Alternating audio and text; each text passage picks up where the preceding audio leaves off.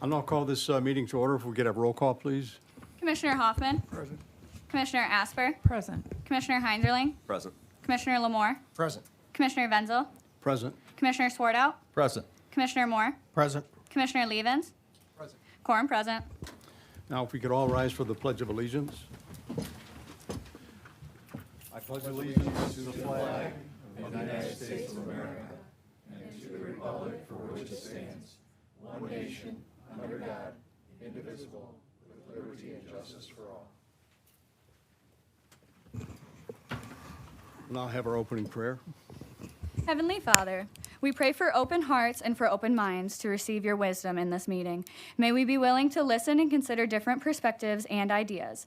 Thank you for being a God who is always faithful to guide us, and may your will be done in this meeting. In your glorious name we pray. Amen. Amen. Next up is approval of agenda. If I could get a motion, please. So moved. Support. Moved by Lamore, supported by Swartout. Any questions on the agenda?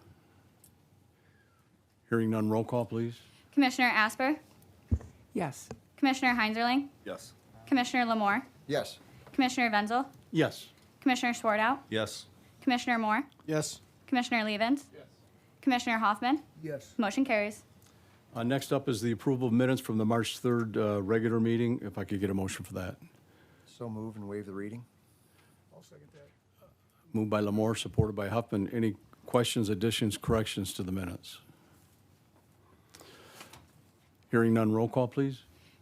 Commissioner Hoffman. Yes. Commissioner Asper. Yes. Commissioner Heinzerling. Yes. Commissioner Lamore. Yes. Commissioner Wenzel. Yes. Commissioner Swartout. Yes. Commissioner Moore. Yes. Commissioner Levens. Motion carries.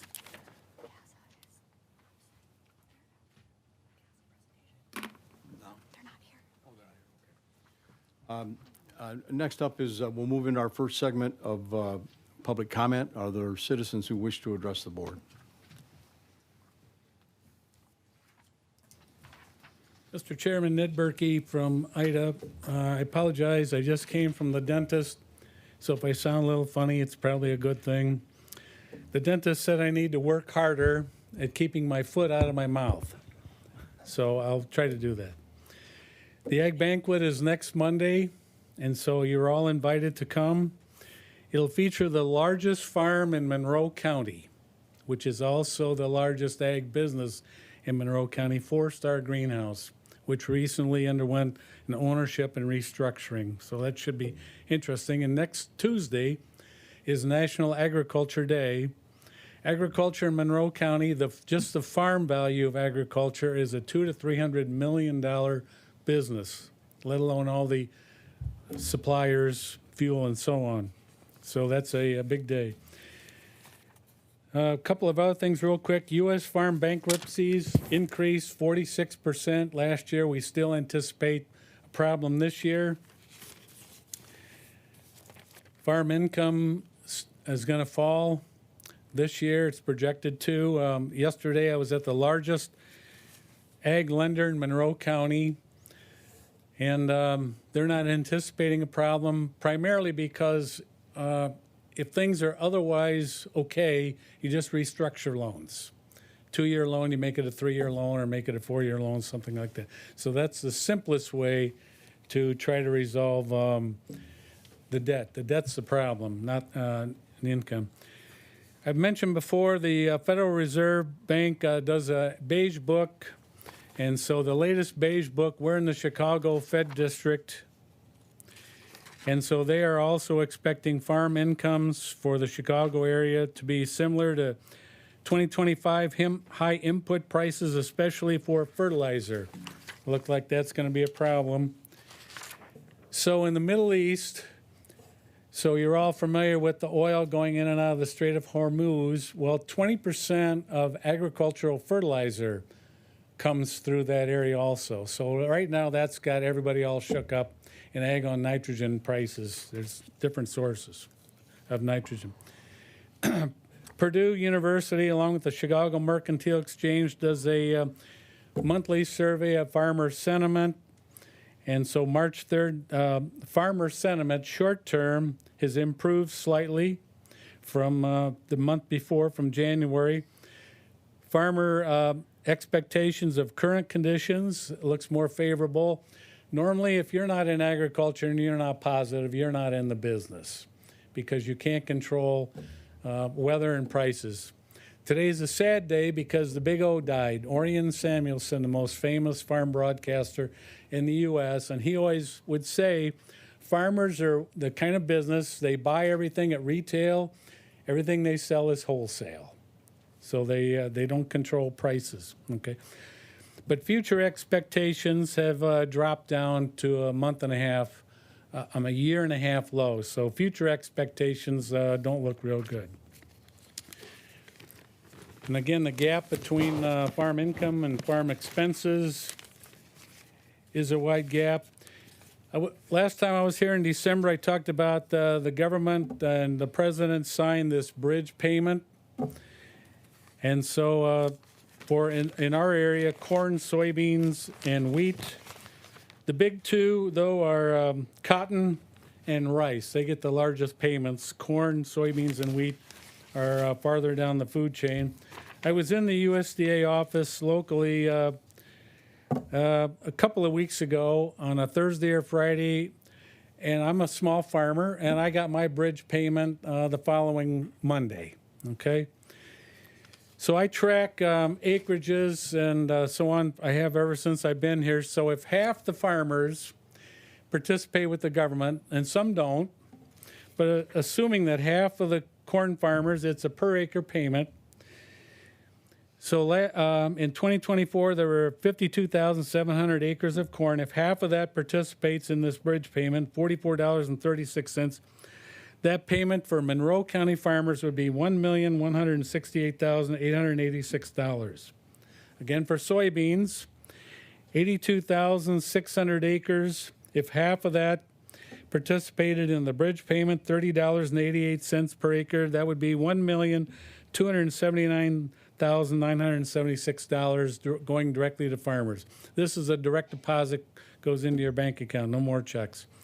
Same with wheat, 25,200 acres of wheat at the last USDA survey. If half of that participated, 12,600 acres, $39.35 per acre payment, be $495,810. So you can see it's still a lot of money, okay? But it's nothing compared to what the farmers are missing for various reasons I won't get into. One hot potato locally at the moment, though, is Whiteford Township because the wells are going dry. A U.S. Geological Survey put in some test wells about 30 years ago. This happens to be the one. I have the whole set from Whiteford Township, and you can see from 1990 to 2000, the static water level of wells does drop, okay? The last time the question was asked at the 1990 survey, who uses what kind of water for drinking? 29% of households in Monroe County use wells for drinking water. The question hasn't been asked since then, so we don't know what that was. That same survey, water use in Monroe County, U.S. Geological Survey, estimated water use at 30 million gallons per day, 20 million from dewatering by quarries. Now, again, this is 1990, so a lot of this has changed since then. But it gives you a perspective. 1 million from agriculture, 5 million from industrial, 4 million from residential. So tonight they're having another meeting on that to go over that. There are some short and long-term things they can do in Whiteford Township. And fortunately, I have a copy. There's only been one karst study of Whiteford from William Michno, a grad student at Eastern Michigan in 1972.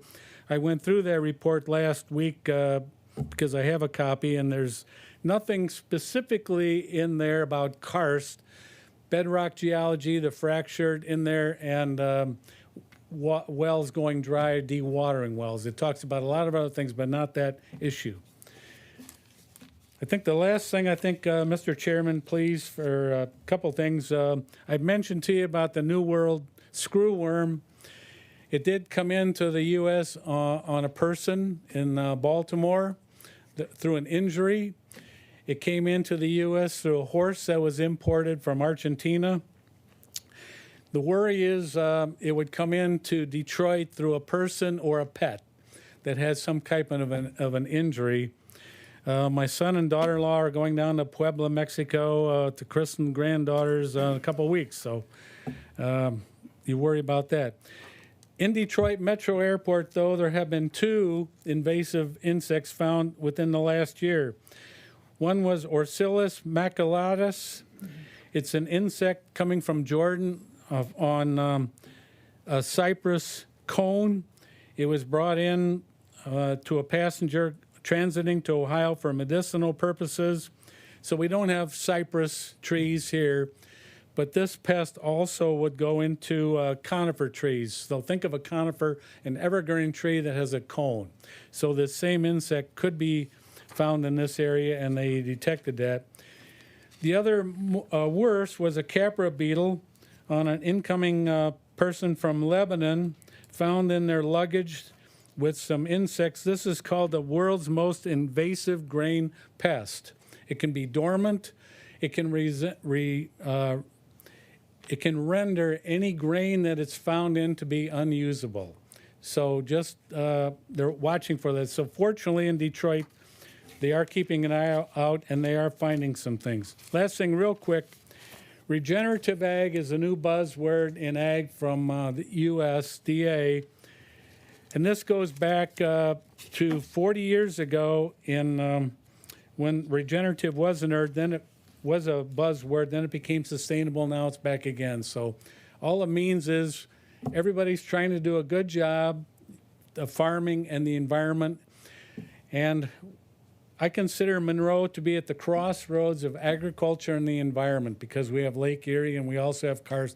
We also have the nuclear plant. So we have things that can affect the environment, and we also have a big ag county here. So this is an important area. So that's a quick update, Mr. Chairman. Thank you.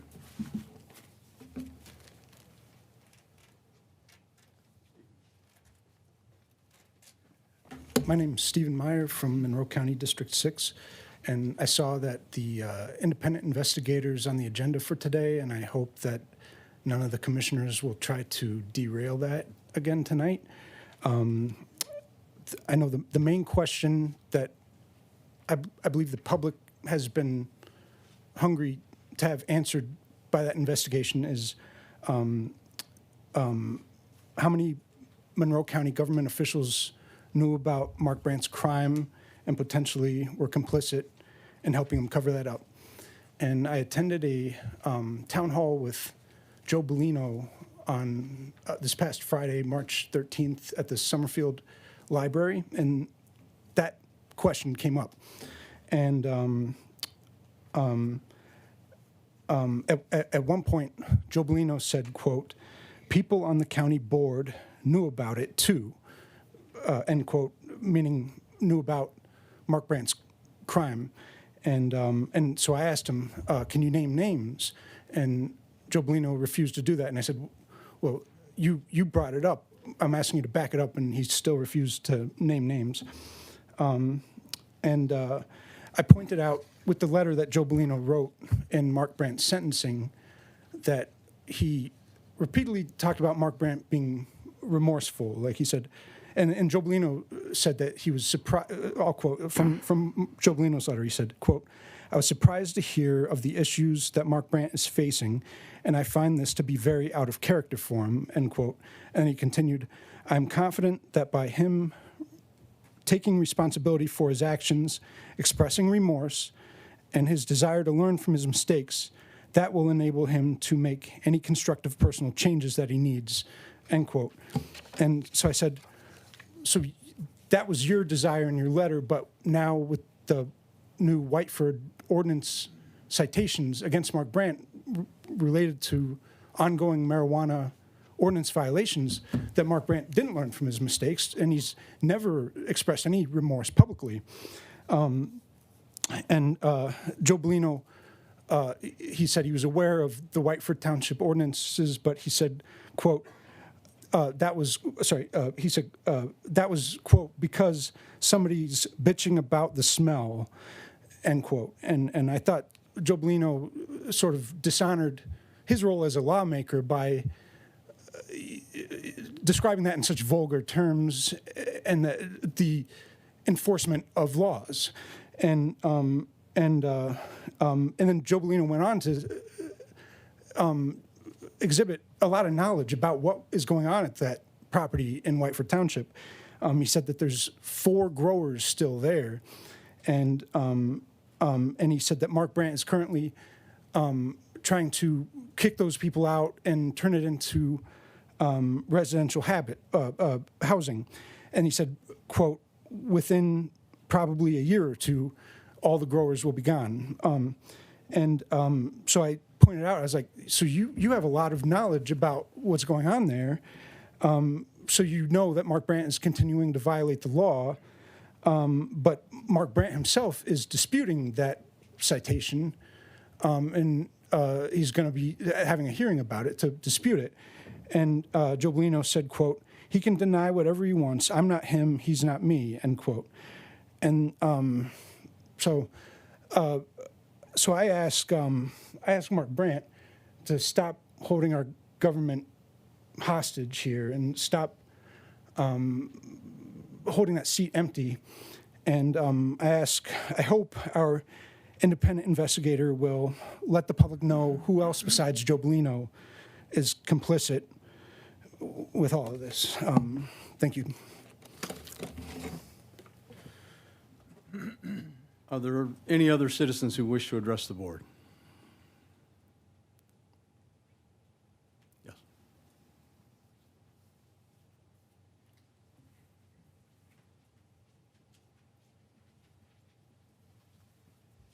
Hello, my name's Jenna Morse, and I'm from District 5. But I'm here to introduce myself to the board. I was recently appointed as the Monroe County Drain Commissioner, and I know most of you, but I wanted to take a moment to just say hello and introduce myself. Unfortunately, I cannot stay the whole evening, but if you guys have any questions for me, feel free to reach out. I'm sure you probably have my email and my phone number. And if anybody in the audience has any questions, feel free to give me a call at the office. Thank you. Thank you. Congratulations. Any other citizens who wish to address the board? Seeing none, we'll move on to resolution, special tributes, and presentation. I believe the representatives from the CAN Council are here for the presentation, so I'll turn it over to them.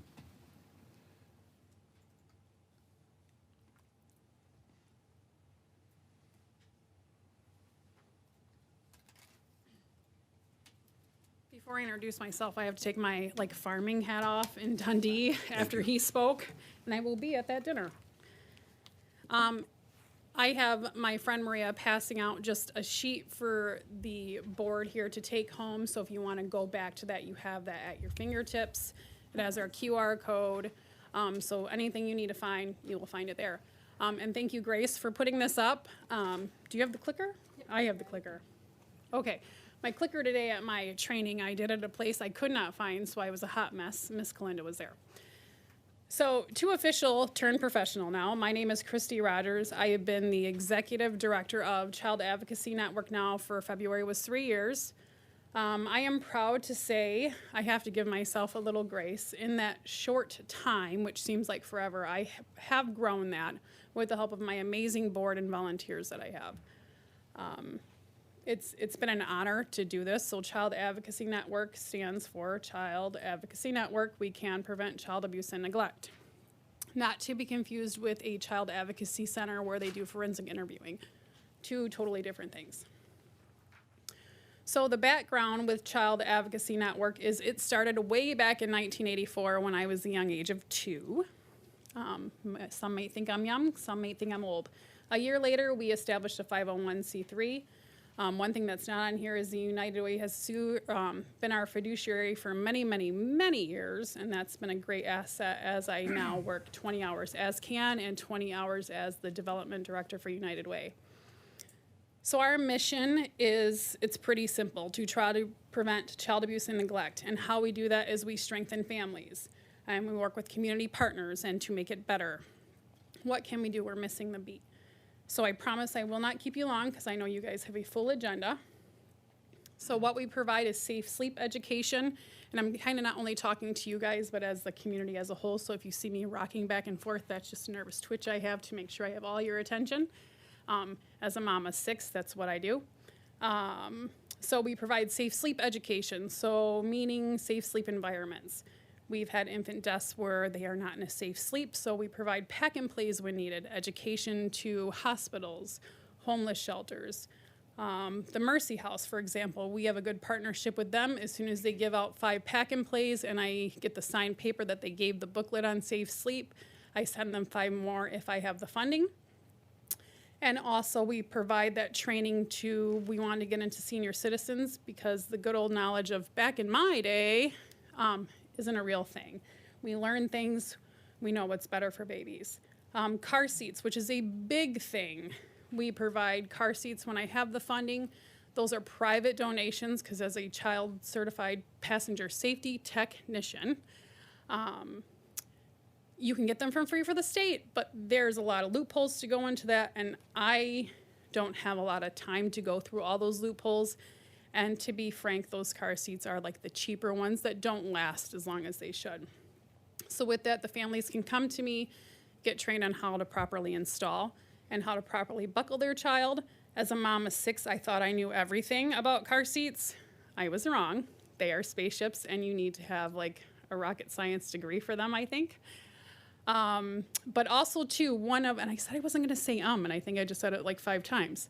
One of the misconceptions is that police officers and fire departments are certified in child safety, passenger, technician, it's a big word, and that is not true. And there it is again, and I pointed out and everybody's gonna hear it.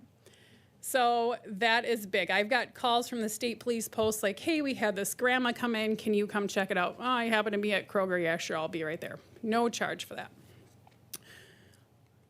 So some trainings that we offer that are a little bit more in depth are our mandated reporter training. So that goes, today I just presented at a place I will not shout out, but it went from an hour training to a 2-hour training. It was good conversation. What mandated reporters look like, who should report. As far as I'm concerned, if you're an adult and you have child abuse and neglect, report it. Report it, report it, report it. So making sure that they know how to report, what signs to look for. Hope training, which is huge. Hope training really trains those adults to know that that positive experience you give that child is somebody who can't say no, and if I see a fire, I try to put it out. I help in my local district with school bus driving, and I tell the school bus drivers all the time, give that kid a smile. You have no idea what they're going home to. That positive experience really can change that person's life when they turn into adult. So wherever we can fix that, we need to fix that because they don't come from good homes. So be that one positive person. And I know this sounds cheesy, but when they're an adult one day, maybe sitting in these seats, they're gonna say that one person made that impact on my life. Another program I'm super excited about that we train on is NEAR training. And we've all heard of ACEs, I assume, adverse childhood experiences, but NEAR takes that a step further. It goes over neuroscience, epigenetics, the ACEs, and the resilience. The resilience is what is key, because trauma is not a death sentence. We can fix it, we can do better. And that I offer to anybody. They can go on the website. I believe every adult needs that so they know how to work with humans in general. Child sexual abuse prevention training. I received a grant this year to implement that here in Monroe County and just finally got that done and approved and went through all the training with stewards of children through the Darkness of Light program, if you're familiar with that. So really looking for the signs and symptoms of child sexual abuse, how to respond to that when that happens, because the ugly truth is that this happens not just in big cities like Detroit, not just in the city of Monroe and all of your districts, even my sweet little small district, these things happen. So these trainings are available for anybody. Child Abuse Prevention Month is April, so you'll see my cute little pinwheels coming up around town. I do have here, and I'm just gonna look because I did not write it down today. It was a little hectic because again, my training took 2 hours today, but it was good conversation. So you'll see them here, and I have it on the website. The City of Monroe is April 10th, which happens to be the state of Michigan's Wear Blue Day. I expect to see everybody's gorgeous faces in blue, and put a little hashtag on social media. Tacky, but I wouldn't be doing my job if I wasn't running a nonprofit. We have a bowling fundraiser in South County at Forest View Lanes. That is a fun time. Strike out child abuse. Running a nonprofit is not fun. Nobody likes to ask for money, so come down with your kids, grandkids, have a good time. Here is my contact information. You'll see my cute little yard signs. Hopefully I'll see you in all your little districts. I try to hit north, south, east, west county. I do the best I absolutely can with 6 kids, an ungodly amount of jobs, farming, and school. Does anybody have any questions? All right, thank you. Thank you. Thank you. If you don't mind, I Yeah. just want to tag on to something anecdotally. So 100 years ago, when I was the Monroe County Front of the Court, Judge Joe Costello told me there was one thing that I needed to do, and it was to join this organization. And there was a time that I was president, and it was really rewarding. The thing that works about Can Council is that it brings together all the organizations to one table. It's a one-stop shop. So when you go to a Can Council meeting, you have everybody seated and everybody participating. So I can't stress to you enough how valuable this organization is to the county. It coordinates resources, it coordinates people, and it gets the message out. So I just want to put a plug into Christy. No, and to I Can. I appreciate you doing that, and there's stuff there for anybody that wants leftovers. And I don't know if when you're ready to kick me off stage, because I could be here all night. But that is correct. We collaborate all together, and with that, I think everybody in this room probably knows who Sandy Pierce is. And she let go of the human, like HSCN and the Human grant. Collaborative Services Network. Yes, thank you. All the acronyms. It's ridiculous. Don't go into social work if you're not good with acronyms. And with that, one of the things I do is I'm the coordinator for the child death review team for the county. Nobody wants to do that, but somebody has to do that, and we pick apart, like, how can we prevent, how can we do better? One of the things CAN is doing, and double sword, because I'm speaking about myself as well, is taking safe sleep flyers and taking them to the mom and pops hotels and saying, hey, post these in your lobby, and why I'm here, do you need a pack and play? So if Maria comes in with her infant, she has a safe sleep environment. No excuses. We're giving all the resources we have to these places. So if you choose not to do that, that's completely on you. So if you want a training that is not suit and tie and vulnerable and silly honest, I'm your gal.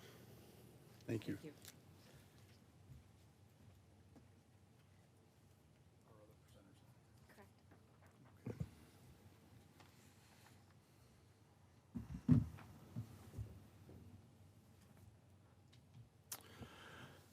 I've been informed that the CASA presentation is going to be delayed, so we'll move on with the agenda.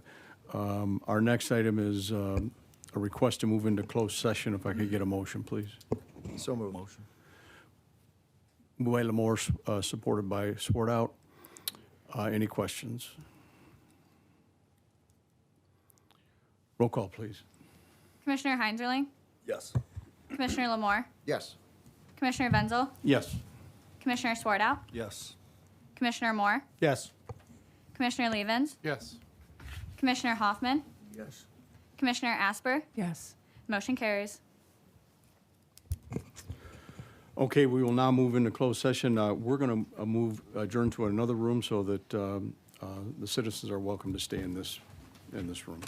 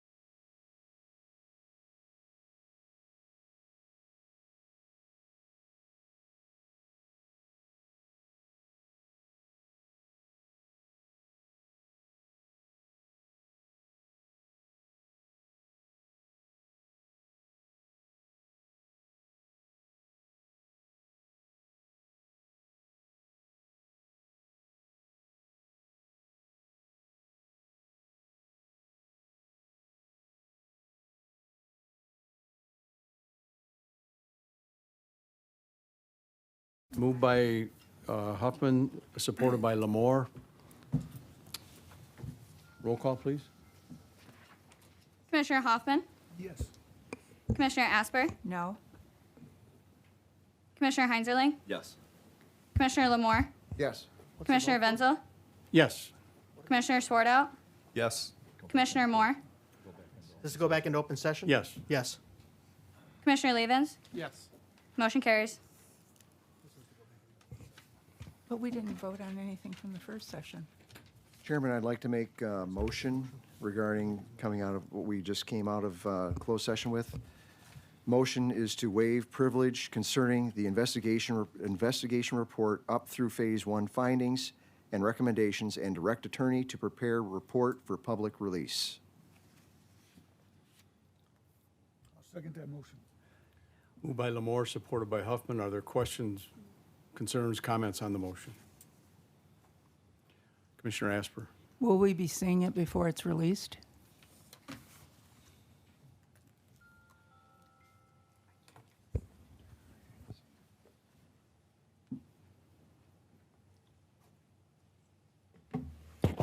Thank you for the question, Commissioner Asper.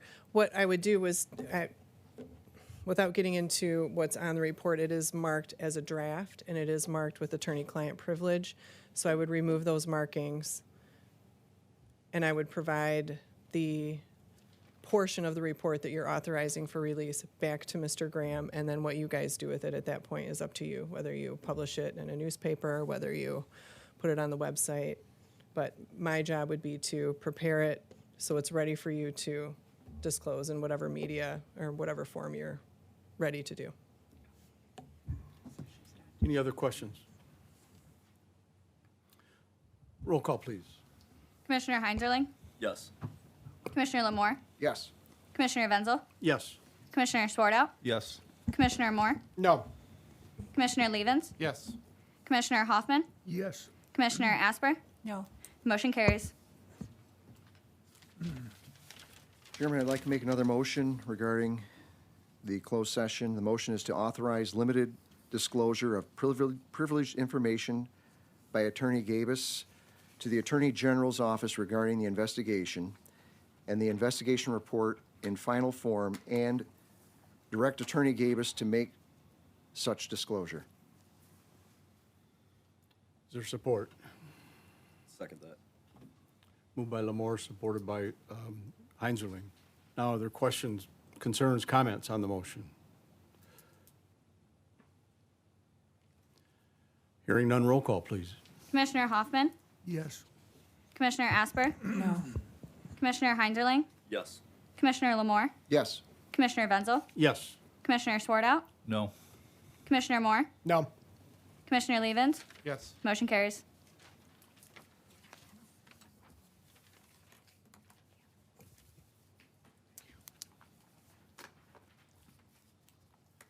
Now moving into finance matters, item 1, payment of the March 18th, 2026 accounts payable current claims report in the amount of $987,706.99. If I could get a motion before Sue speaks to it. I'll make that motion. Moved by Huffman, Second. supported by Swartout. I'll now turn it over to Sue. Good evening. On page number 1, vendor number 40245, Dell Marketing, scheduled computer replacements and annual Microsoft server licenses. Vendor number 61275, FTR Ltd, it's annual licenses for court recording software. Page number 2, vendor number 80904, House Arrest Services, Inc., indigent tether services for various courts. Page number 3, vendor number 131127, Michigan chapter of APCO. It's the annual conference registration for 2 central dispatch employees. On page number 4, vendor number 230401, Thomson Reuters. It's Westlaw online legal research subscriptions for various courts and departments. Page number 5, vendor number 722253, Vital Core Health Strategies, LLC. It's contractual monthly medical services provided to the jail, dorm, and youth center facilities. And that's the end of my list. Are there any questions on the claims report? Commissioner Heinzerling. It was 140 901 to Oaks Village. I was curious what that was, if you had any information. I believe that's opioid funding. Oh, okay. Any other questions? Roll call, please. Commissioner Wenzel, Yes. Commissioner Swartout, Yes. Commissioner Moore, Yes. Commissioner Levens, No. Commissioner Hoffman, Yes. Commissioner Asper, Yes. Commissioner Heinzerling, Yes. Commissioner Lamore. Yes. Motion carries. Thank you. Next, moving into the consent agenda, approval of non-claims. Letter A, check register dated March 6, 2026, in the amount of $1,062,016.09. Letter B, check register dated March 13th, 2026, in the amount of $596,099.31. Could I get a motion? So moved. Moved by Swartout, supported by Levens. Any questions on this motion? Hearing none, roll call, please. Commissioner Moore, Yes. Commissioner Levens, Yes. Commissioner Hoffman, Yes. Commissioner Asper, Yes. Commissioner Heinzerling, Yes. Commissioner Lamore, Yes. Commissioner Wenzel, Yes. Commissioner Swartout. Yes. Motion carries. Item number 2, approval of Bodman Law Buildings regarding the independent investigation. Letter A, invoice number 904936 in the amount of $2,045. And then letter B is any future billings. Could I get a motion? So moved. Moved by Lamore, I'll second. supported by Heinzerling. Are there questions on the motion? Commissioner Asper? Have we done this before, where we actually, because I remember asking you how much we had spent, and is this the first time that we've actually had an approval on our agenda? No. Okay. Any other questions? My main issue here is that we don't have any set amount and no timeline. And I would be voting no on that, just for those two reasons. Any other questions or comments? Hearing none, roll call, please. Commissioner Levens, Yes. Commissioner Hoffman, Yes. Commissioner Asper, No. Commissioner Heinzerling, Yes. Commissioner Lamore, Yes. Commissioner Wenzel, Yes. Commissioner Swartout, No.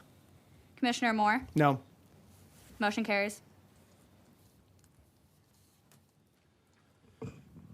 Moving into communications, item number 1, a letter dated March 12, 2026, from Ms. Mary Gantos, Managing Attorney, Monroe County Indigent Defense, requesting approval to submit the fiscal year 2027 Michigan Indigent Defense Commission grant application in the amount of $2,786,636.02, consisting of $2,570,850.73 of grant funding and a required county local share of $215,785.29. Could I get a motion, please?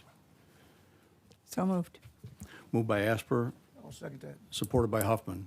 I'll turn it over to you. You want to make a presentation? Hi, if some of you don't know me, I'm Melanie Young. I'm the Indigent Defense Coordinator for the county. I've been with the county since this whole office started in 2019. So if you have any questions about the plan that's in front of you, I'm happy to answer them. Commissioner I have Huffman? one question, but I think it's to our administrator. Mike, where's that matched funds coming from? So we budget for the match. So again, this is a state fiscal year, so this program that we're applying for with grant funds today would take effect on October 1 of this year. And so we have that covered. And then for the other part of that through 2027, it would be something that we would then develop in the 2027 budget. But this is consistent how we've done it year after year, whether it's this grant application and this program or any other ones, whether it be the Child Care Fund, Friend of the Court, all of those ones that roll into the state fiscal year that roll up against the county's calendar year budget. Thank So you. we have the money. Thank you. We have the money budgeted this year, and we'll budget for that in 2027. Any other questions? Hearing none, roll call, please. Commissioner Hoffman, Yes. Commissioner Asper, Yes. Commissioner Heinzerling, Yes. Commissioner Lamore, Yes. Commissioner Wenzel, Yes. Commissioner Swartout, Yes. Commissioner Moore, Yes. Commissioner Levens. Yes. Motion carries. Thank you. Item number 2, letter dated March 9, 2026, from Detective Lieutenant James Jarrett, requesting approval to accept funding from the Michigan Commission on Law Enforcement Standards for a narcotics team grant in the amount of $21,962. Could I get a motion, please? Make the motion. Moved by Heinzerling, supported by Lamore. Any questions on this motion? Hearing none, roll call, please. Commissioner Asper, Yes. Commissioner Heinzerling, Yes. Commissioner Lamore, Yes. Commissioner Wenzel, Yes. Commissioner Swartout, Yes. Commissioner Moore, Yes. Commissioner Levens, Yes. Commissioner Hoffman. Yes. Motion carries. Next item, letter dated March 11th, 2026, from Mr. Jason Berry, Community Planning and Engagement Director, submitting the proposed updates to the Exeter Township Master Plan for review and approval of the county planner's recommendations. Could I get a motion? So moved. Moved by Lamore, Second. supported by Heinzerling. Are there questions on this motion? Hearing none, roll call, please. Commissioner Heinzerling, Yes. Commissioner Lamore, Yes. Commissioner Wenzel, Yes. Commissioner Swartout, Yes. Commissioner Moore, Yes. Commissioner Levens, Yes. Commissioner Hoffman, Yes. Commissioner Asper. Yes. Motion carries.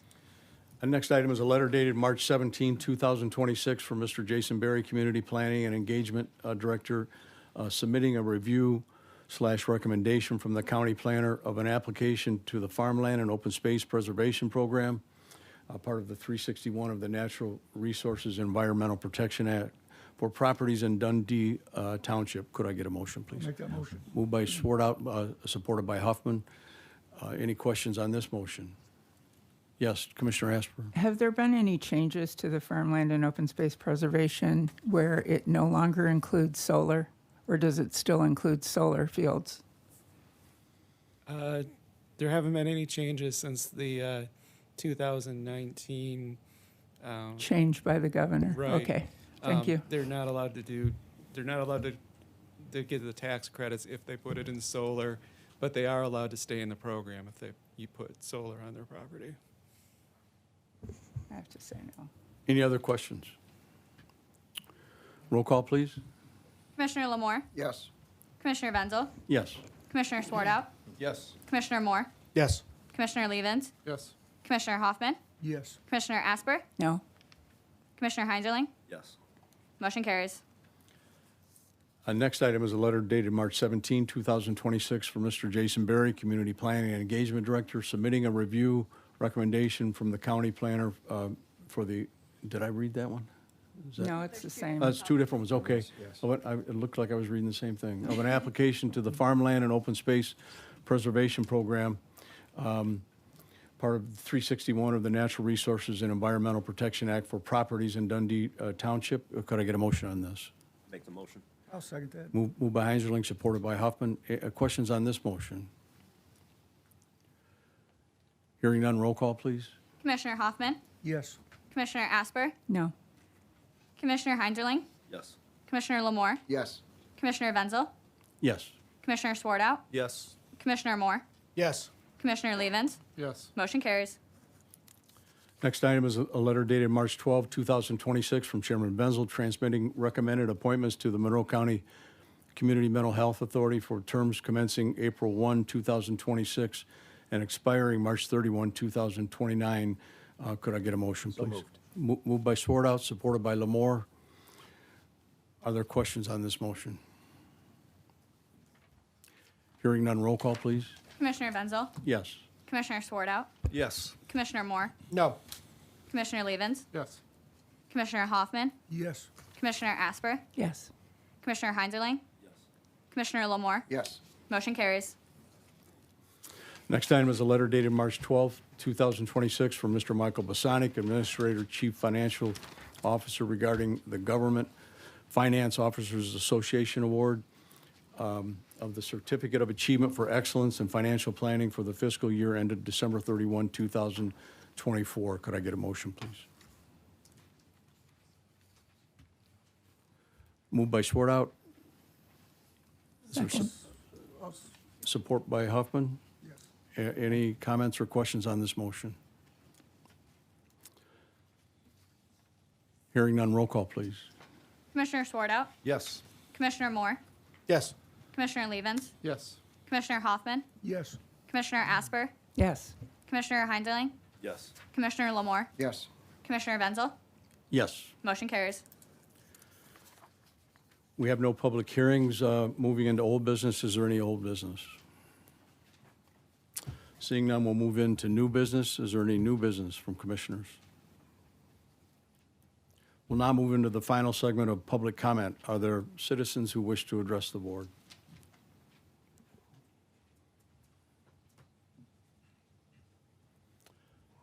Seeing none, we have no announcements. We'll move into members' time. I'll start with Commissioner Asper.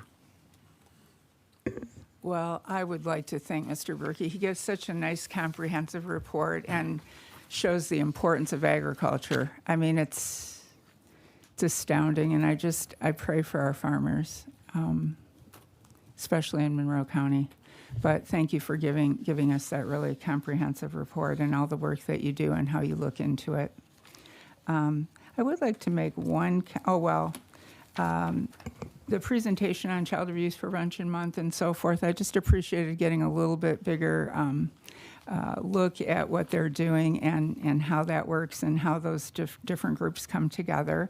We'll be looking forward to April and putting up our pinwheels and so forth.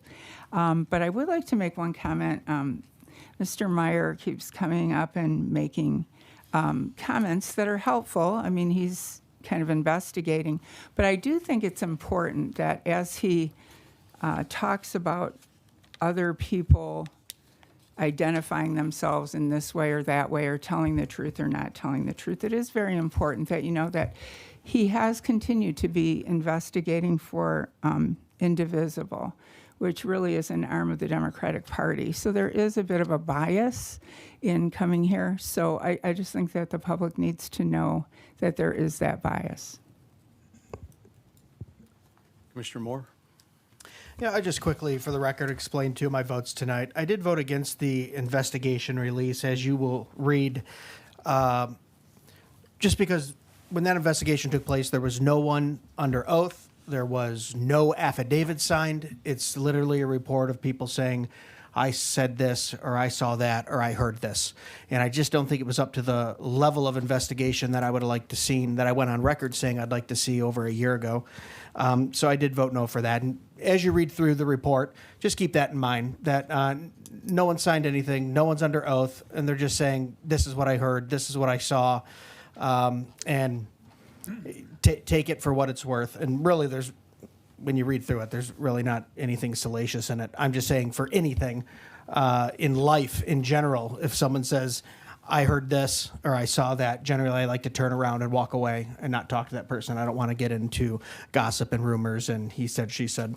For the vote against the bottom in law funding, I've never been part of a vote where we've given someone a blank check and said, yeah, come back to us with the amount we owe you for doing the job. I don't run my household that way. I don't run my business that way. I'm definitely not going to run your taxpayer money that way. So when an attorney sits in a session with me and says, I don't know how much it's going to cost, you'll just have to find out. I have to vote no on that, especially when it's public money. So that's my opinion on those two no votes. If anyone wants to talk to me about those afterwards, you're more than welcome to speak with me. I'll pass.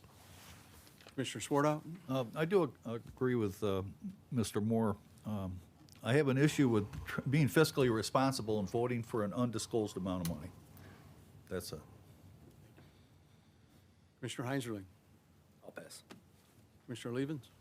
Two things really quick. Also like to thank Ned for his continued agricultural service to the county and all the amazing things that he's doing. He reports to us. I'd also like to specifically recognize the delegates from the Child Advocacy Network. Hopefully you see everyone at Forest View for their fundraiser. My understanding is Ms. Zagorski will buy the first round of soft drinks or other adult refreshments if you so desire to support that cause.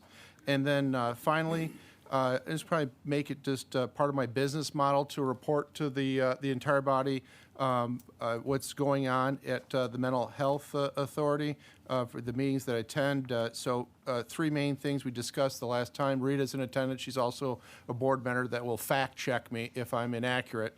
So in brief, first, good finances. We had our fiscal review, and they're in good financial status for the amounts on account and the services they're rolling out. Next was a really big, I was surprised of all the things to discuss, but a very interesting and engaging conversation on the role of artificial intelligence in therapy work. And apparently, like so many other facets in our current world, they're rolling out some new tools utilizing that to, again, provide services consistently and efficiently. And then finally, some internal discussion on work groups on how we can function better as a board. So that's all I have, Mr. Chairman. Commissioner Hoffman? I just want to say that it's been a tough ride so far, and the good will prevail, and the evil will fail. And then thank you, Pinwheel people. I'm looking forward to my sign for out front. And Neb, thank you for what you do. Vice Chairman Lamore? Thank you, Ned. Great presentation for the ag of Monroe County. Thank you for that. Thank you, Christy and Maria. Great presentation on CAN's behalf. Looking forward to supporting you in any way we can here in the Commissioners' Chambers. That's all. And I'll pass. This meeting is adjourned.